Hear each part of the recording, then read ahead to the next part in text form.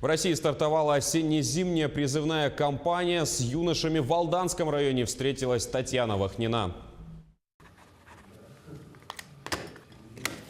Психолог, лор-врач, окулист, хирург, нарколог, стоматолог и терапевт начали прием в кабинетах военкомата. Осенью медицинскую комиссию на пригодность к службе в армии в Алданском районе пройдут чуть более 100 человек. Да, у нас 9 человек получили повестки для вызова на призывную комиссию. Вот, из них ориентировочно, я думаю, где-то 25 будет отправлено в войска. В рядах призывников, будущих защитников Отечества, спокойствие и позитивный настрой. Тяготы армейских будней ребят не страшат. Да, хочу. Почему бы и нет? Настроение, среднее. Хочу в пограничные. Отец там служил. Отношение к армии хорошее. Настроение у будущих новобранцев боевое, а вот о здоровье молодому поколению задуматься не мешает. Сколиоз, близорукость, гастриты, психические нарушения – это основные недуги школьников и студентов.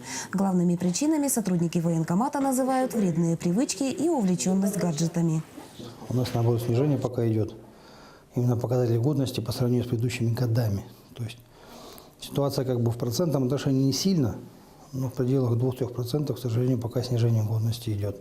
У нас это получается, как правило, костно-мышечная система. То есть сколиозы, там различные вот такие вопросы. И присутствует тоже определенный процент, не сильно большой, это психиатрические заболевания. К сожалению, вот это есть тоже. Но у нас тенденция меньше, чем в других субъектах. Ну и в нашем районе, естественно, тоже.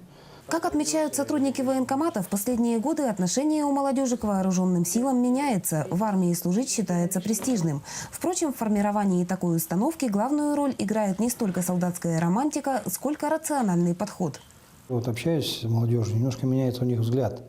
Они понимают, что в армии служить надо. Но понимают с практической точки зрения. Потому что им в дальнейшем нужно будет это для последующей карьеры. В первый день призывной кампании процент явки в военкомат оказался высоким. Предполагается, что первые новобранцы отправятся к месту прохождения службы через несколько недель. Татьяна Вахнина, Сергей Шипачев, Алдан.